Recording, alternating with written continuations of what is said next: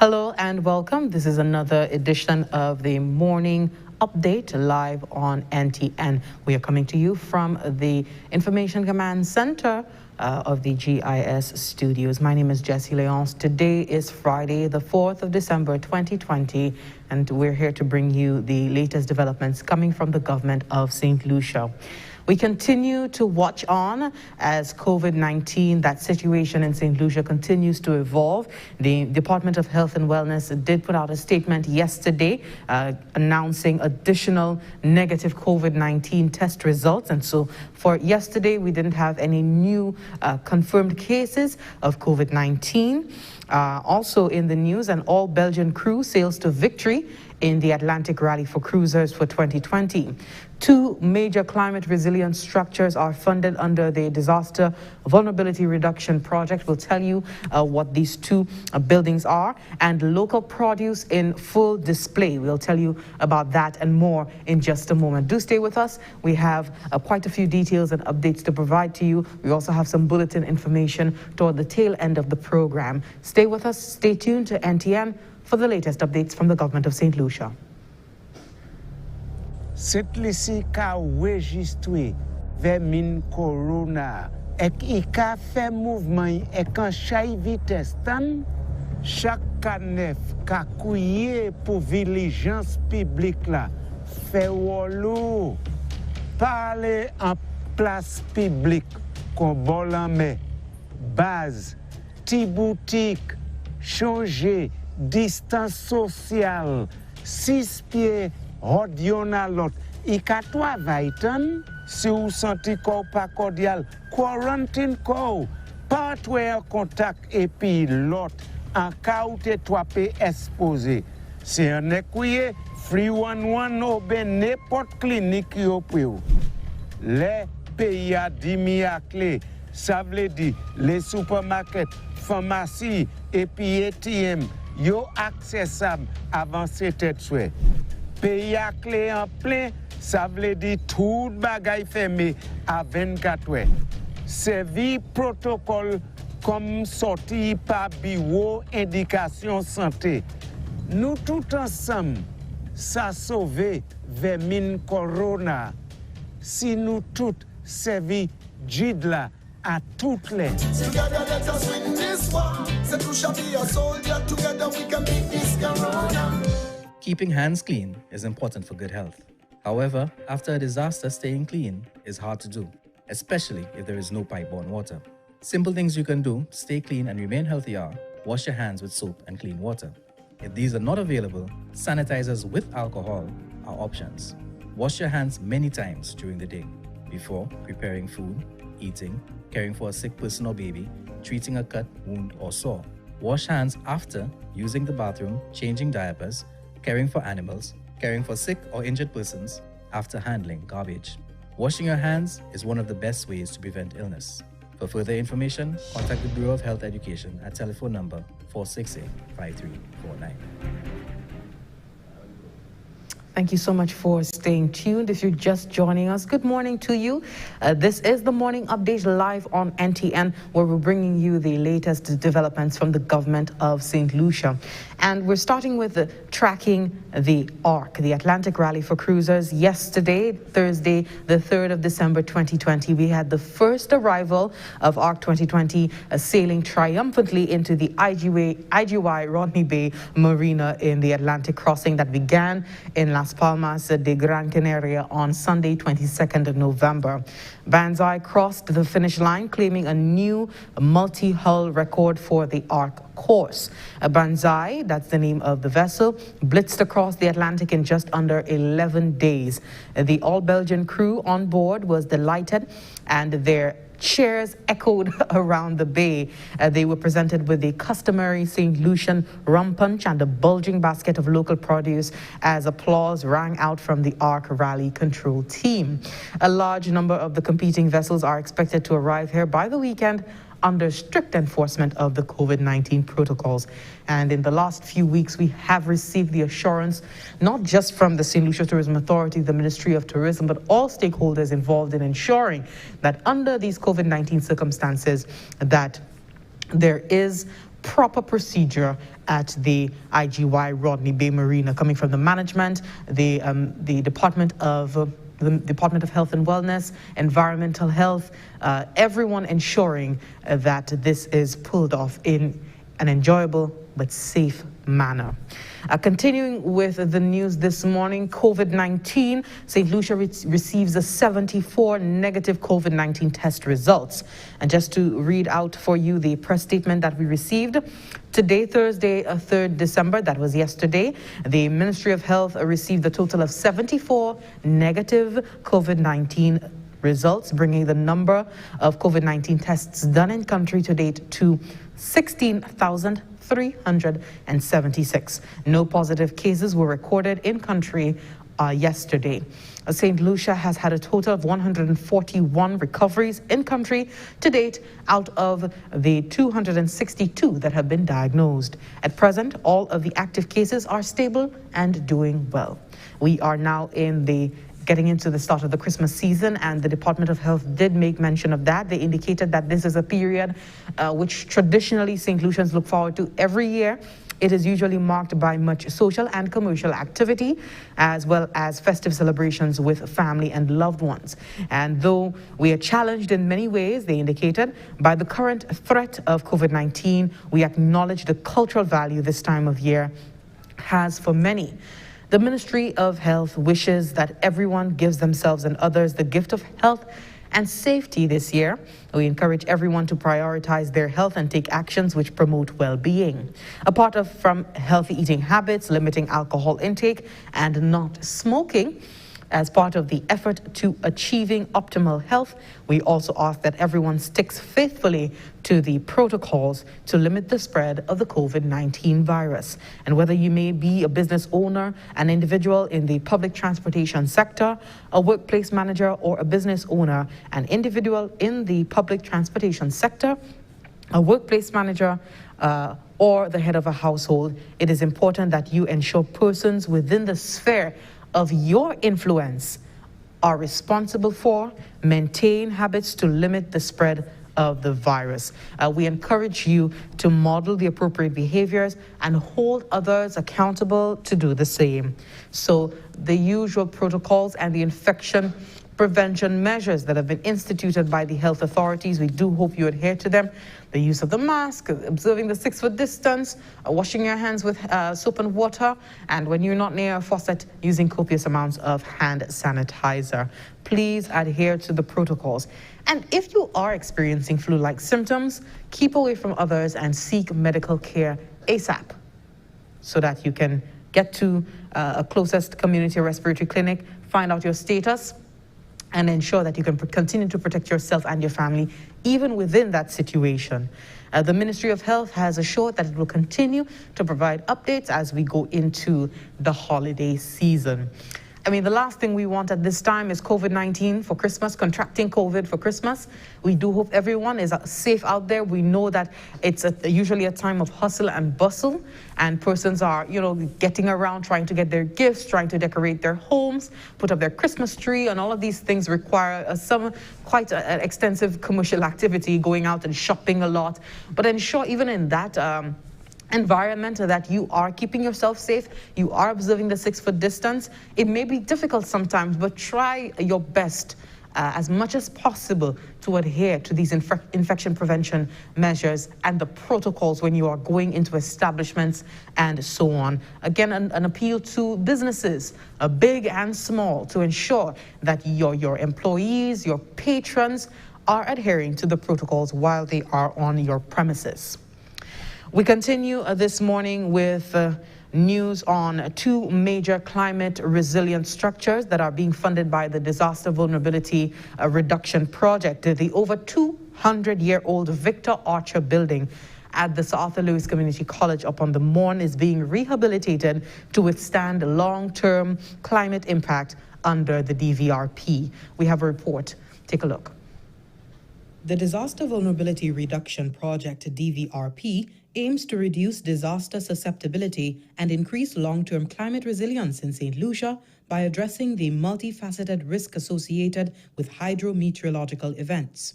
The DVRP also finances the reconstruction activities that are to be implemented to rectify the damages caused by Hurricane Tomas and the December 2013 floods. The Sir Arthur Lewis Community College's Victor Archer building, built in the 1800s and serving the Division of Arts, Science and General Studies, was badly damaged. In the mid-2000s, we had an earthquake that damaged the building, and in 2010, we also suffered further damage with Hurricane Tomas. And that just meant that we were not able to use the top floor after Hurricane Tomas. I came in here in 2016. It was already in a deplorable condition. We found that when it rained, that water will come through the roof, penetrate the upper floor, and then come and disturb the classes. So, in effect, when it was raining, we could not have used this floor. The dean's office had to be moved. The admin offices to support the dean and serve the students also had to be moved. The building holds 6 large classrooms, many of them holding as many as 60 students. That also had to be moved. So it meant that the college had to find space to ensure that the administrative functions of the unit continued, and that the students had a classroom to do the learning in. So it made life very difficult for us. In 2018, the building was decommissioned, thus displacing and inconveniencing hundreds of students and faculty. The Sir Arthur Lewis Community College made an official request for funding in May 2013, and this request was supported by central government. Designs and estimates were invited by local independent contractors. By mid-2016, the bidding process commenced, but the final design was completed in March 2018. On June 1st, 2020, contracts were signed to rehabilitate the over 200-year-old 2-story Victor Archer building at a cost of $2.9 million EC dollars. Through a competitive bidding process, the contract was awarded to Mega Construction, Inc. We have to install new ceilings. The flooring is bad, so we have to redo those. We have to give it a facelift in terms of the aesthetics. We want to make sure that the building maintains the same appearance as the surrounding buildings. The construction involves steel beams along with timber floor joists, and on top you have a wooden floor. Okay? Now if you look closely, right, you could see that there's some deterioration, and possibly due to wet rot or termite infestation somewhere along the lines. So hence the reason why this floor will have to be properly assessed.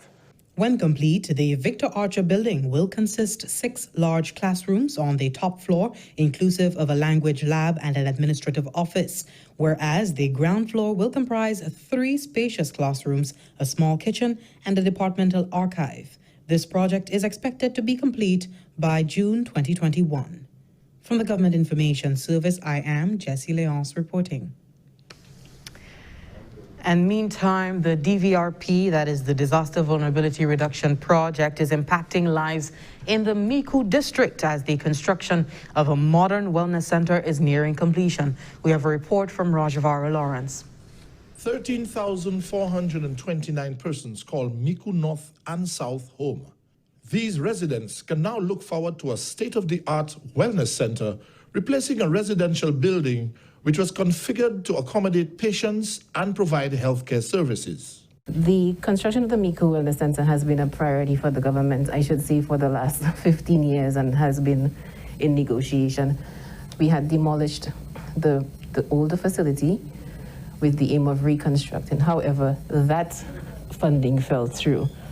So we then had to seek alternative funding. On January 7th, 2020, the contract for construction of the Miku Wellness Center was signed, heralding a new, modern era of healthcare for residents of Miku and neighboring communities. The construction of the Wellness Center is being funded and implemented through the government's Disaster Vulnerability Reduction Project, DVRP, which aims to build the country's resilience to climate change impacts, including stronger hurricanes, more frequent flood and drought events, and varied health sector impacts, such as increased incidence of vector-borne diseases like dengue fever.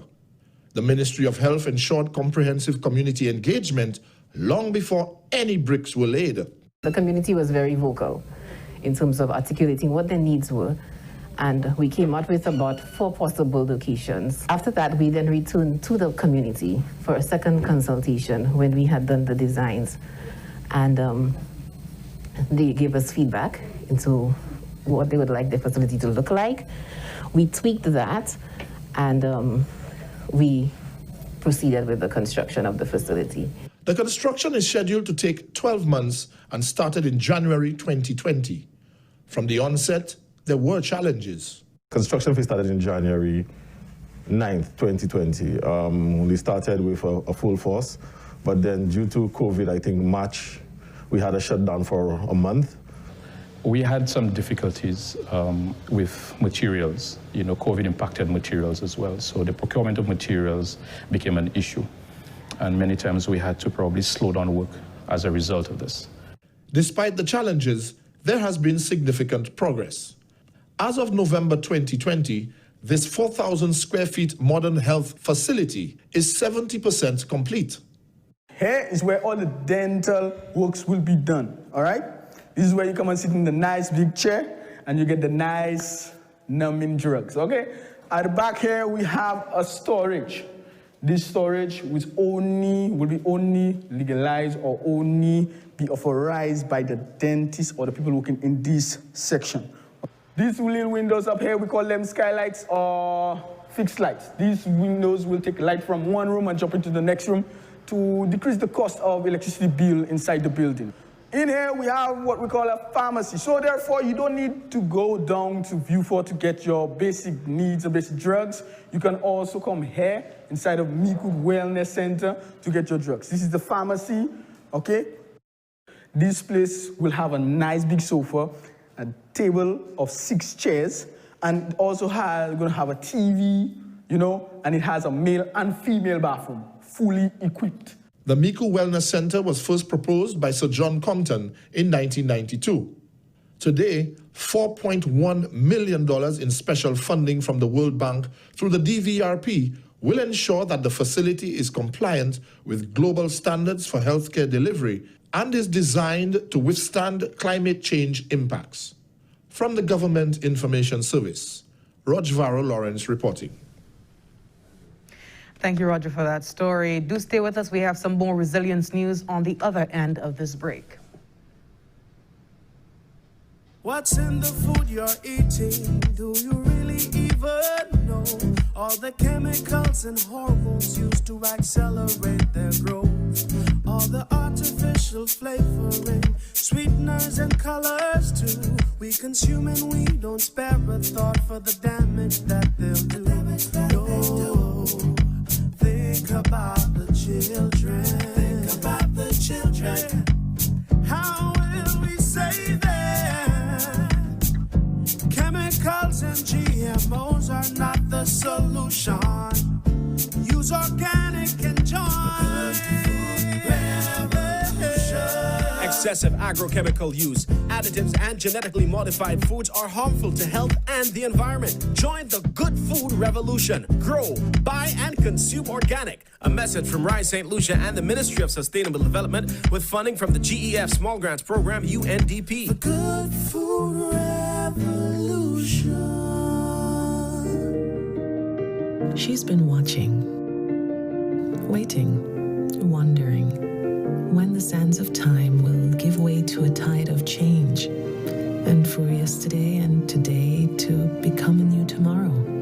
For a time when her sun can kiss the cheeks of your loved one, and her stars can twinkle in her honeymoon skies. When her earthly embrace will reassure and calm your soul. And her unique view can change your whole perspective. Proudly, she has risen to meet new challenges and to provide safe harbor to all who reach her shores. For her hopes and dreams still stand, shoulder to shoulder, a precious reminder of experiences yet to come. So, wherever your moments and memories take you, let her sense of adventure set you free.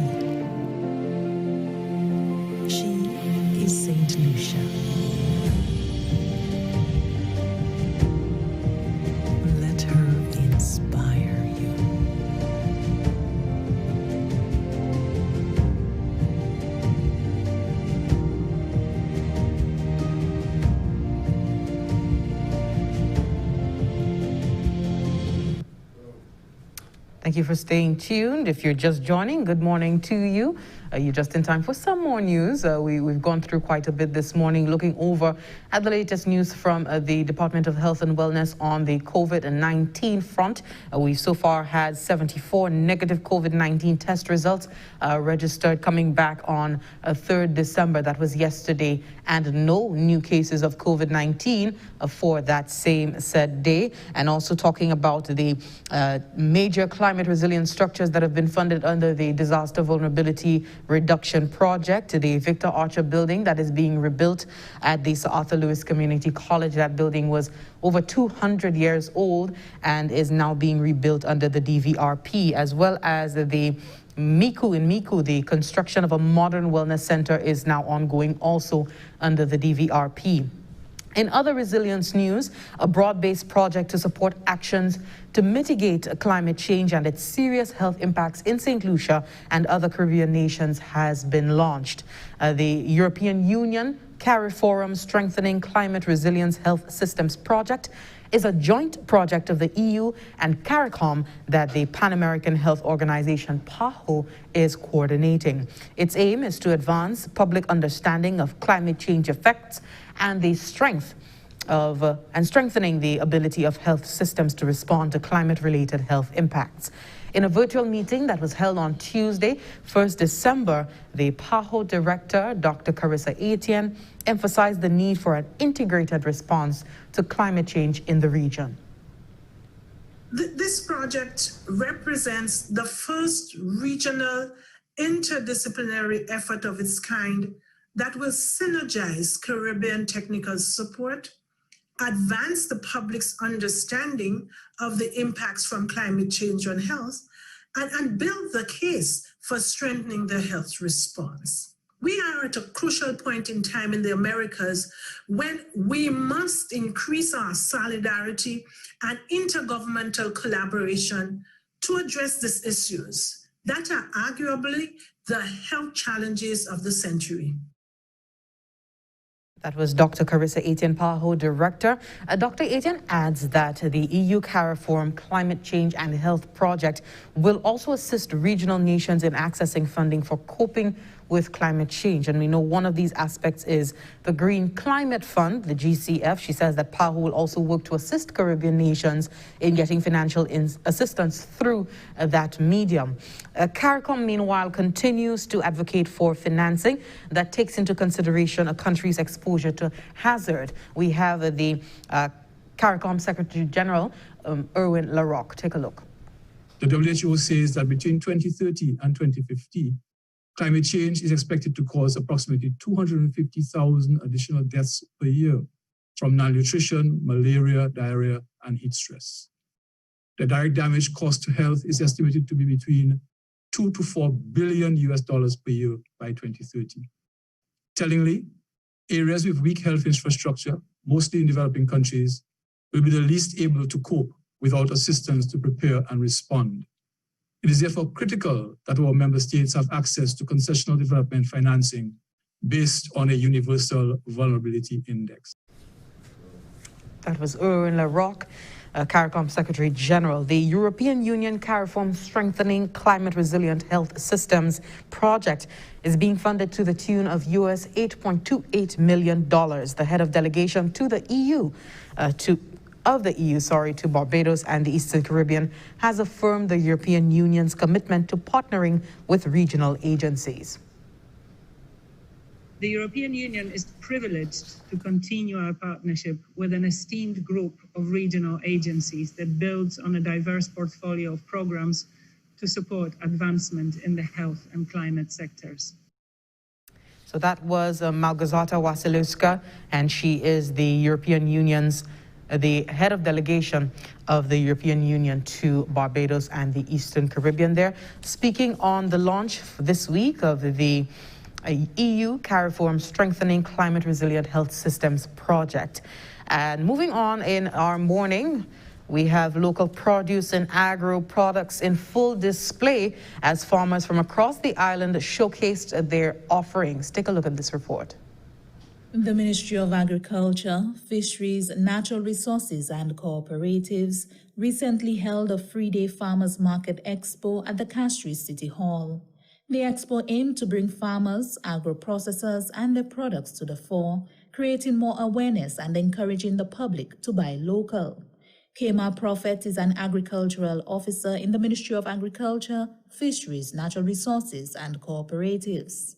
As part of the 7 Crop Project, which has been ongoing for the past year, it's basically one of our objectives to try to reduce our food import bill in St. Lucia by 30% by the end of the project. This is just one avenue in trying to reduce the food import bill and getting persons to eat more healthy, eat local, support our local economy, support our local vendors, our local farmers, and this is why we are here today. So you come in, you get to see what is actually happening in the island, and you get to patronize your own people. The money stays in St. Lucia, and of course, it helps our economy. The initiative, which forms part of the 7 Crops project, has picked up momentum since it began in July 2019, having hosted a number of farmers' markets around the island. Prophet noted, however, that hosting the farmers' market this time around was a bit more challenging. It is a little bit more challenging than prior to the other farmers market that we have had, in terms of you need to try to limit the number of persons who come in, ensure that the hand sanitizing is done, temperature checks and so on. However, I am glad to say that this is not a deterrent. Persons are still coming in to patronize and to see what's happening and to take part and of course make purchases, and of course at this point to make little linkages where you could probably purchase continuously from a particular vendor, from coming in and seeing what is actually happening here. Farmers involved in the 7 Crops project have been certified and trained in safe food production and show potential in helping to meet one of the pivotal objectives of the program, that of reducing the island's $7 million food import bill by having cantaloupes, honeydew, melons, lettuce, tomatoes, pineapples, watermelons, cabbages, and bell peppers readily available for purchasers of the hospitality industry, retailers, and consumers. From the Government Information Service, I am Janelle Norville. Thank you for that report, Janelle. Do stay with us, viewers. We will be right back. We're due for a break. When we come back, our final segment.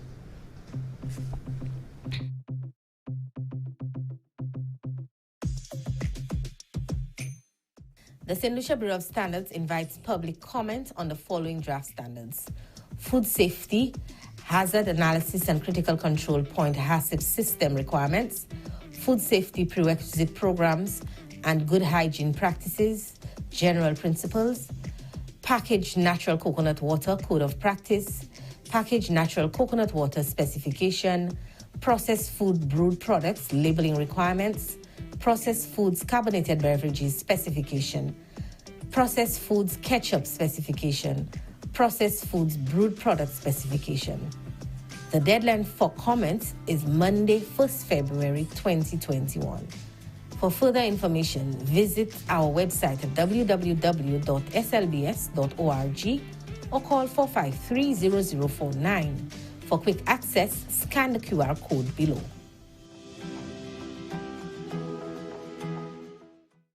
Coronavirus? But children are safe, no? Hold up. Children are actually more likely to touch all kinds of surfaces, put their hands on their mouths and their eyes, or sneeze and cough with little thought about hygiene when around others. While children have been seen to recover well from this virus, they can easily spread it to those more at risk, like the elderly or ill persons who have a weaker immune system. Teach the little ones in your care to be little powerhouses of infection prevention. Keep reminding them, wash your hands. Cover your mouth with tissue or your inner elbow when you sneeze and cough. And be sure to praise them when you see them taking these precautions. Our health is in our hands. Together, through simple actions, we can stop the spread of coronavirus. This message was brought to you by the Bureau of Health Education of the Ministry of Health and Wellness. Thank you for staying with us. We're now down to our final segment. First National Bank has partnered with several key business professionals in presenting the St. Lucian public with a wealth of wisdom for 2021. The local bank released its 2021 calendar earlier this month, featuring 13 of the island's most prominent business leaders. Here's Homer DeMarc with the details. COVID-19 has affected the livelihood of many St. Lucians and has negatively impacted the economy. In light of the many uncertainties brought about by this pandemic, the management of First National Bank is hoping to assist and inspire with an initiative entitled Wealth of Wisdom for the year 2021. This initiative will feature key business professionals on the bank's 2021 calendar, and this theme will also be featured as part of the entity's Stanley French Education Forum. Jonathan Joans is the Managing Director of First National Bank. 2020 has been not only the most challenging year for most, if not all, St. Lucians, but some might even say one of the most depressing years that we have seen. And we wanted to start 2021 with some level of hope, something that we could aspire to, something to tell us it's not all lost. Reposition, retool, and get ready for 2021.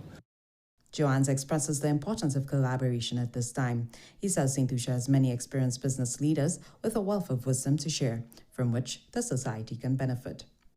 The guiding principle was seasoned, experienced, years of service. And we conceptualized, okay, who are the Fortune 500 of St. Lucia? And what can we learn from them? What nuggets could they leave with aspiring entrepreneurs, business professionals, and even SMEs to inspire them to take chances in 2021. Don't be despondent about how 2020 panned out. There is hope, there is opportunity. You just have to keep going out and seeking it. The First National Bank 2021 Wealth of Wisdom calendar begins with Sir Michael Chasney and ends in January 2022 with Dr. Rumail Daniel. The new calendars are available for free at all First National Bank branches. From the Government Information Service, Hilma DeMarc reporting. Well, that brings us to the end of our program for today. We hope that you have received everything that we have imparted this morning. We appreciate everyone keeping abreast, both residents here in St. Lucia and St. Lucians in the diaspora, knowing what is happening in their home island, not just COVID-19 wise, but also all the other development aspects that are happening right here in our country. Work continues to happen. We have so many plans and processes in place that are in effect right now to continue our nation building. Just to go over the headlines, we have 74 negative COVID-19 test results coming back on Thursday, 3rd December. No new cases of COVID-19 on Thursday. Also, we have an all-Belgian crew sailing to victory in the Atlantic Rally for Cruisers for this year. 2 major climate resilience structures funded under the Disaster Vulnerability Reduction Project and now underway. We have the over 200-year-old Victor Archer building at South Arthur Lewis Community College, as well as a wellness center in Miku under construction right now. And local produce in full display. Before we went off into the break, we had all of the farmers showing their fresh produce. With that, we've come to the end of our program. I'd like to thank you so much for watching. I encourage you, especially as we're in this festive season, very heavy commercial activity happening, hustle and bustle, people rushing here and there to get their stuff, to get huddled at home and comfortable with their eats and drinks and their decor for the season, that you're doing whatever you're doing in a safe manner. We have to contend with COVID-19, and it must not get lost on us that this continues to be a very real threat in our environment. Please adhere to the protocols that have been established, and we're in the latest fortnight of this protocol being upheld, and also adhere to the infection prevention measures as you go out and about your day. The use of the mask, washing your hands, observing the 6-foot distance. If somebody gets too close, take a step back. You know, we should not be bothered whether persons will get offended. We need to protect ourselves, our family, and the population at large. So again, thank you so much for watching. My name is Jessie Leon, signing off for now. TGIF, enjoy the weekend. Have a safe and enjoyable one. Goodbye.